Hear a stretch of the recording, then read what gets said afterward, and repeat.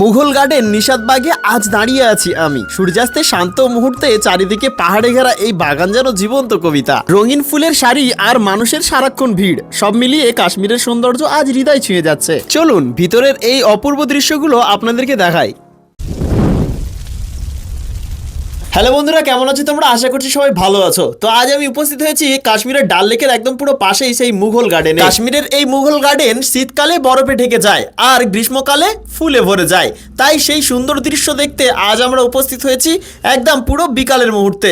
আর এই শীতকালে বিশেষ করে কাশ্মীরের মুঘল গার্ডেনে দূর দূরান্তর থেকে অনেক মানুষজন এই জায়গায় এসে থাকে শুধুমাত্র এই ফুলের বাগান এবং বরফে ঢাকা সুন্দর দৃশ্য দেখার জন্য। প্রথমে আমরা টিকিট কেটে নিয়েছি, এবার যাব উপরে। যেহেতু পাহাড়ের একদম পুরো কোলে আর কিছুটা পাহাড় কেটেই এই গার্ডেনটি তৈরি করা হয়েছে এবং এখান থেকে কিন্তু ডাল লেকটাও অনেকটা সুন্দর লাগে। আর যেদিকে তাকাবে একদমই পুরো পাহাড়ে যেন ঢেকে রেখেছে গার্ডেনটিকে। আশেপাশে সৌন্দর্য দেখতে দেখতে একদমই তো ভুলেই গেছি যে এখানে টিকিট মূল্য কত, আপনাদেরকে তো বলাই হলো না। 50-60 টাকা নয় গাইস, টিকিট মূল্য পড়ে গেছে 150 টাকা করে মাথা পিছু। টিকিট মূল্য যাই হোক না কেন, ক্যানিং থেকে তো কাশ্মীরে চলে এসেছি, 150 থেকে 200 টাকা যদি টিকিটের মূল্য হয়, আর যদি সেই টিকিট না কেটে মুঘল গার্ডেন পরিদর্শন করতে পারি, বিষয়টা আফসোস হয়ে থেকে যেতে পারে। যার কারণে কেটেই দেখে নিলাম। ভিতরে প্রবেশ করেই আমি একটি ভুট্টা কিনে নিলাম। একটা ভুট্টার প্রাইস পড়েছিল 60 টাকা, কিন্তু আমার ভুট্টা খেয়ে মন পসায়নি।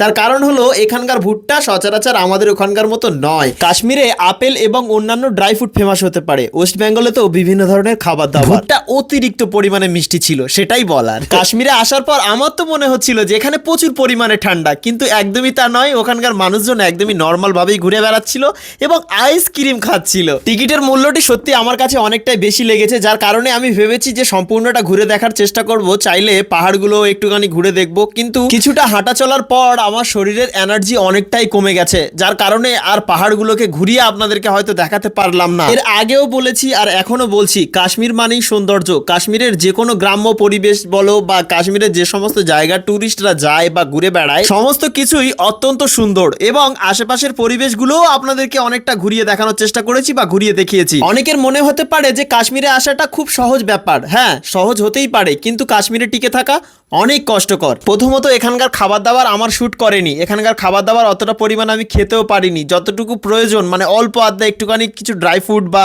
কিছু ফল পাকড় এখানে খেয়েছিলাম। এবং খাবার দাবার যেগুলো মেনলি ভাত এবং আমাদের ওখানে নর্মাল যে সমস্ত জিনিসপত্র পাওয়া যায় সেগুলো এখানে অনেক কম পাওয়া যায় এই জায়গায়। শুধুমাত্র দিদি বাড়িতে ছিলাম বলে অনেক কষ্টে বেঁচে ফিরেছি বাড়িতে। তো অনেক কিছুই বলার চেষ্টা করলাম আর অনেক কষ্টে কাশ্মীরে সার্ভাইভ করেছি এবং আপনাদেরকে সুন্দর সুন্দর কিছু মুহূর্ত শেয়ার করার চেষ্টা করলাম।